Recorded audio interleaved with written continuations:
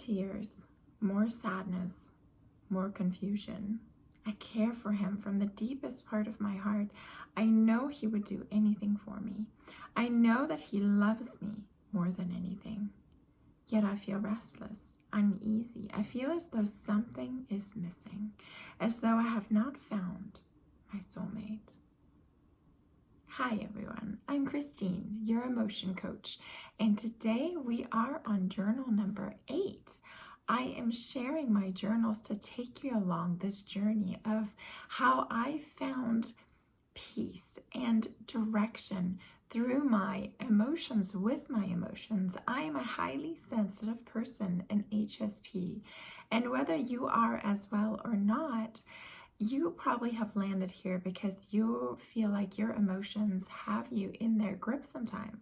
Like they just get out of hand, like they just get out of control, like they get so intense that you feel swept up by them.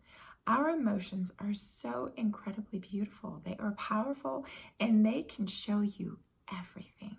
It is an incredible world once you understand how to connect with your emotions deeply and how to shift out of the ones that are not so fun, right? Depression, overwhelm, anxiety, those deep, dark emotions that a lot of times we fear getting stuck in. I know I did.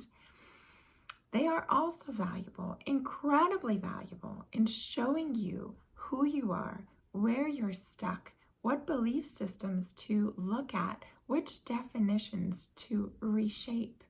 There's so many valuable things in your dark emotions, and yet it's so incredibly important to have the tools. So to get you started, I wanted to go ahead and give you a quick free guide. Download it, have it with you, practice it every day. They're just 3 quick steps to show you how to shift out of any emotion when you don't have the time to do deeper processing at the time. And they were really birthed out of the time where I was really into Abraham Hicks and where my state of being is, where my vibration is, where my frequency is. Right? You want to be on those high flying vibes. How do you get there? How do you stay there? This tool will help you. Go download it. It's on my website, healingyouremotions.com/shift. Okay, now without further ado, let's get into journal number 8. This is from April 12th, 2008. More tears, more sadness, more confusion. I care for Sam from the deepest part of my heart. I know he would do anything for me. I know that he loves me more than anything. I see many fun times and laughter, and I love him as a person. He is a great guy, and I don't want to imagine my life without him. Yet I feel restless, uneasy. I feel as though something is missing, as though I have not found my soulmate. Even though I cry in agony, I want to be with Sam. It does not seem to be meant this way. Because could someone really turn into being your soulmate? I always thought it would be a powerful first glance attraction from both, and everything would feel so natural. Everything would feel so right, so effortless. I would feel swept off my feet with a million butterflies tickling my stomach simply by our lips meeting. I crave this deep understanding. I crave being able to communicate with my partner on many levels. I crave feeling his constant, endless, unconditional support and his trust. I want my life to be meaningful. I want to completely free myself of everyday life and routine. I want to wake up each morning with the sun tickling my face, eager for what wonders and excitement that day may bring. So of course, I think back, way back, to shooting stars, to kissing under the moon, to loving a man so completely and without question. Sebastian. His words used to be like my words, filled with dreams and with love. We could spend endless hours just being with each other. That is the type of love I want to feel again. I know now that he and I were never meant to be. I forgave myself for seemingly ruining the relationship and hurting his heart, seemingly beyond repair. I hope more than anything that he finds true love. I know now that I do not have to be afraid of past memories with him.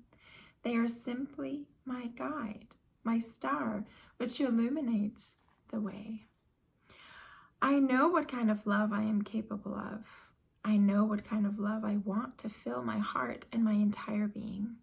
Everything will fall into place. I remember standing under a dark blue sky and looking up at the stars. Time becomes irrelevant. Efforts and frustrations and hopes and dreams all melt away, and the perfect moment is current. Nothing what you thought matters actually matters. It's all about the here, the now, the realization that in order to travel into space and time, you don't have to go very far at all. You just have to be present, here, now. In this very moment, time stops. I am slowing time down by simply focusing on this very moment. And a door opens. It is so quiet, so calm, as if I'm between different realms, different realities. And the door leads to whatever you want. I believe you can choose the reality you want. And once I am not afraid to actually step through that door, once I'm not afraid whether I can come back home, traveling through space and time becomes possible. Living becomes possible. There you have it, journal number 8. What do you think? What feelings got evoked within you? Have you ever been at that place where you were with somebody and they really were a good person, a great person, and you had some good times together, but now it's feeling more like a friendship. Now it's more feeling like you're in deep appreciation of who this person is, but you no longer have this spark. You no longer have this intrigue. You no longer have this deep, deep resonance. You no longer feel eager about getting together, about seeing this person, about just being near them. You know what I mean? It's like, what do you do when you feel like you've outgrown this relationship?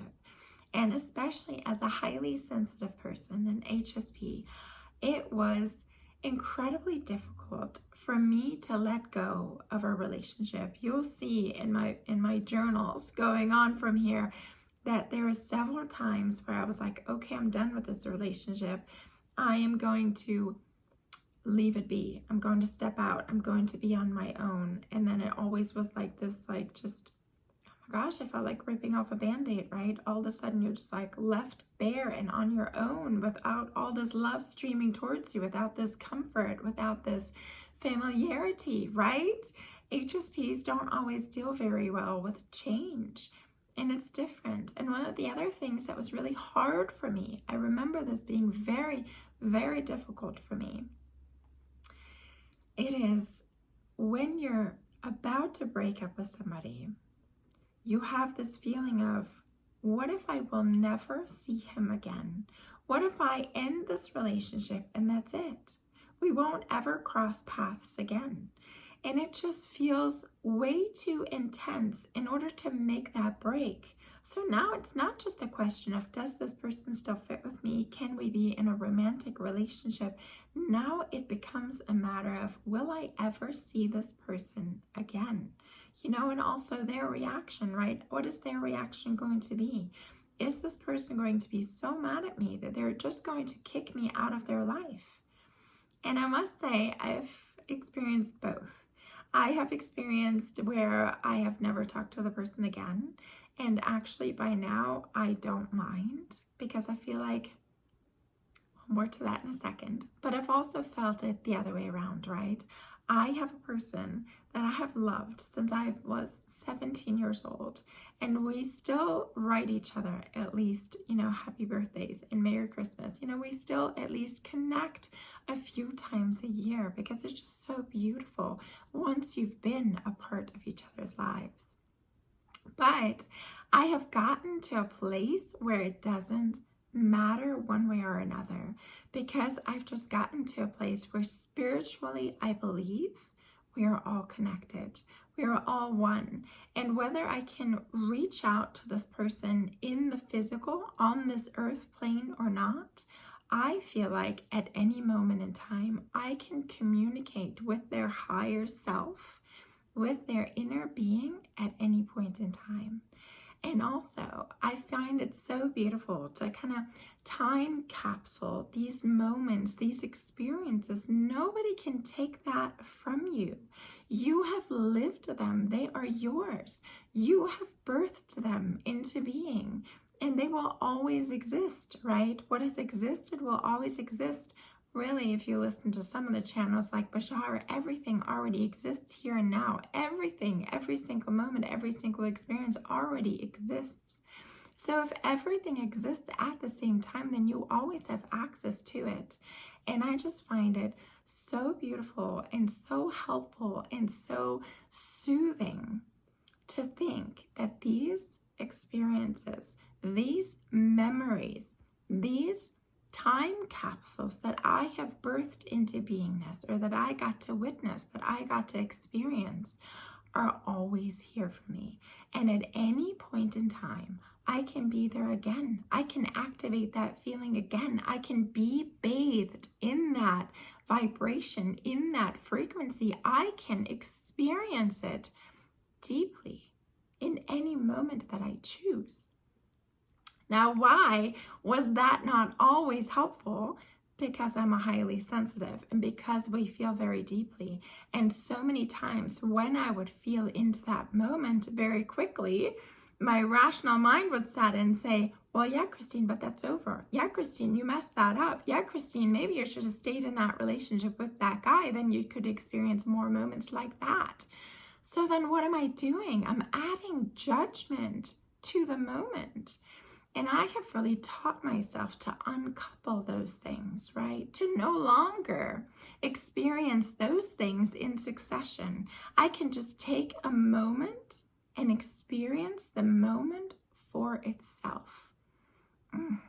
Don't you have some beautiful memories, some beautiful moments in time where you're just like, oh, that was one of the best moments. That is one of my favorite memories. That is one of my favorite things to think about.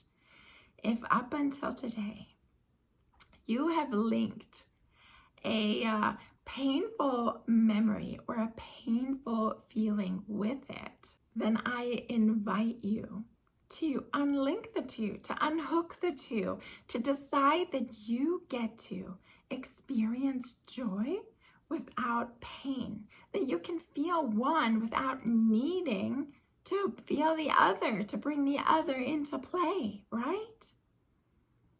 What do you think about that? Is that possible?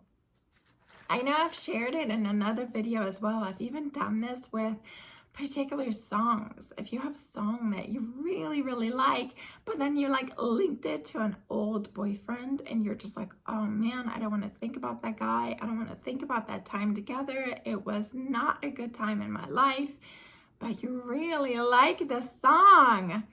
I challenge you to listen to the song, and while you're listening to it, to kind of feel like you're cutting ties. You're kind of pushing that memory into away, right? Away from the song. See the song kind of as lyrics, however you want to visualize the song, and just visualize it uncoupling. See these images that for so long, you've connected to the song. Imagine them retreating, floating into the background, right? Dissipating, just no longer being linked to it. And then choose something new.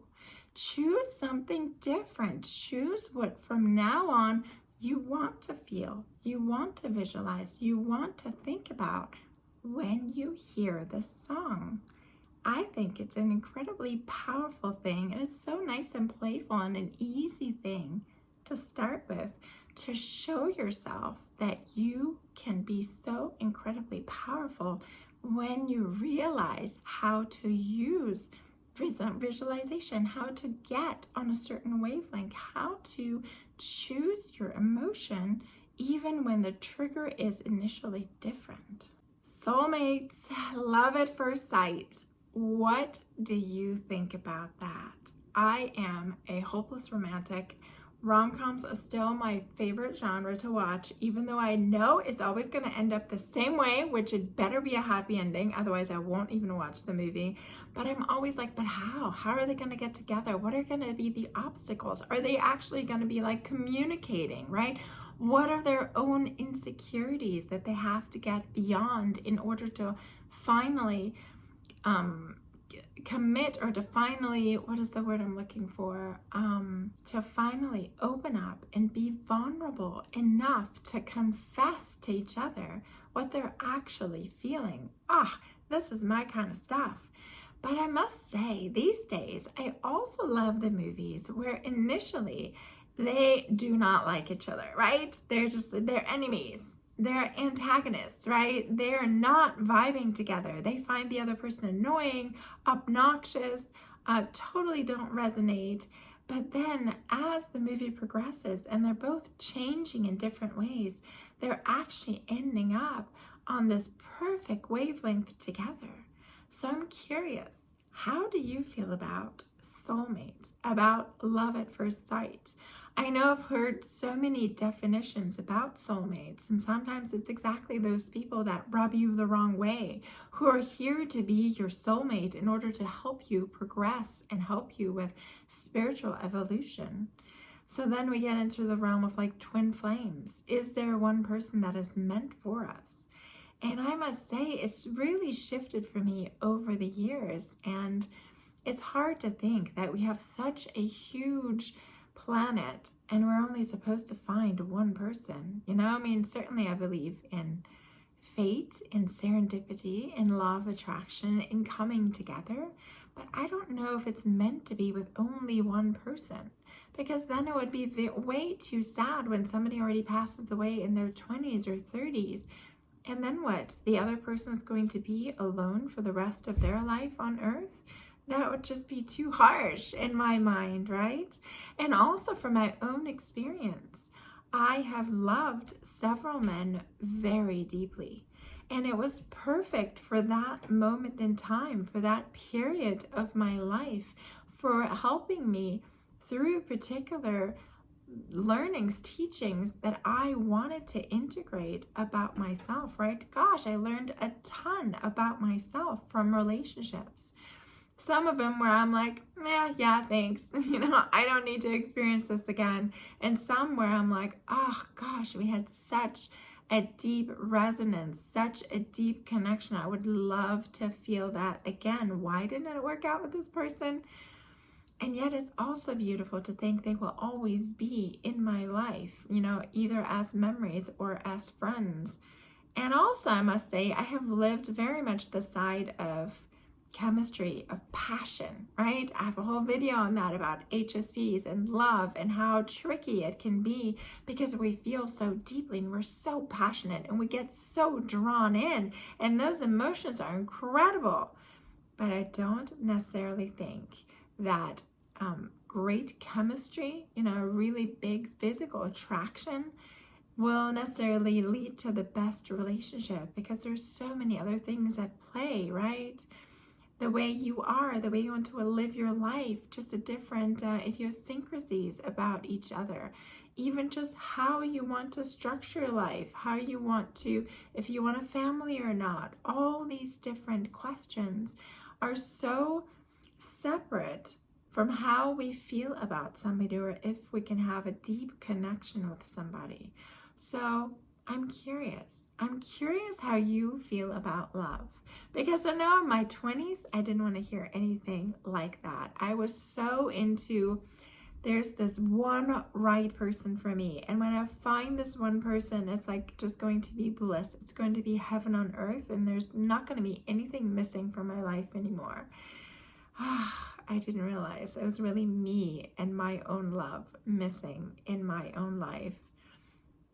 But it's beautiful, right? And I also at that time remember that I had this idea in my mind that if there wasn't just one person, that it really wasn't special enough, that it really wasn't unique enough. And I think that also came a little bit from my pattern of fearing abandonment, right? Because if I am the one right person for somebody else, well, once he finds me, he's not going to let me go. But if I'm one of 10, 20, 100, 1,000, what is going to make him want to hang on to me, right? It came from a lot of fear of rejection and abandonment, which are two very deeply seated fears, especially for highly sensitive beings. Tell me in the comments, how are you feeling about love at first sight, soulmates? What do you think? And then what did you think about that last sentence that I finished the journal with? This was from 2008. Traveling through space and time becomes possible. Living becomes possible. Ooh, when I read that again, I feel for this younger version of me, which a lot of times kind of dragged herself through the day. I mean, I never really contemplated suicide for very long or seriously, maybe really briefly in my teenage years, but not really seriously in my 20s. It was more of this feeling of just being stuck in a mediocre life that wasn't fulfilling to me. And it actually came to the point where I was like, okay, Christine, either you're going to decide to not be on this earth anymore, or if you're going to decide to stick around, if you're actually going to decide to live and wake up every morning, then make it worth it. Why don't you want to live the best that you can? Why don't you want to experience everything you possibly can in this life if you're going to be here? You know, I just made that decision that if I'm going to be here, I don't want a mediocre life. I don't want to only be half fulfilled or not fulfilled at all. And most of all, I did not want to drag myself through every day. Oh, hi, kitty cat. Feeling anxious, feeling overwhelmed, feeling weak, feeling less than, feeling not good enough, feeling pain and feeling just agony, feeling, what is the other word I wrote down? Suffering, right? I didn't feel like I wanted to suffer anymore. And so, you know, that's where my journey began. That's where my curiosity began. This is where I became a seeker. How can I then make the best of my life? How can I figure out how to reach this place called happiness, called contentment, called fulfillment, called living your life in a way that is joyful? How can I focus on the little positive things, on the little blissful, passionate, wonderful things that are all throughout my day that I'm just not realizing because I'm letting the ego mind focus on the bad stuff, the hard stuff, the painful stuff? Sound familiar in any way? So it's just, oh my gosh, even just that last sentence of living becomes possible. How often have you gotten to a point in your life where you just felt completely stuck? Like you just ran yourself into a wall. Like you're so closed in, you can't breathe. You don't know where to go. You can't go anywhere. You can't go forward. You can't go to the side. You can't even back up. How often have you felt desperate? I don't know what to do anymore. I don't know how I got so stuck. What is my next step? There are always next steps. There will forever be next steps, right? We're eternal beings. And so if you're in one of those moments where just like, man, my life has just gotten like flatlined and I don't like where I am. That's a great place to be, because from here, anything is possible, right? That's what I always tell myself when I'm in a really crappy feeling place. I'm like, it's just my jumping off place. From here, anything is possible. So stick around. We have a lot more ground to cover, a lot more journals to read and ponder and collect tools, apply tools. There's always an answer. There's always more joy. There's always more love. There's always more gratitude. There's always so much more connection. You truly can create anything that you desire in your life, and most importantly, within yourself.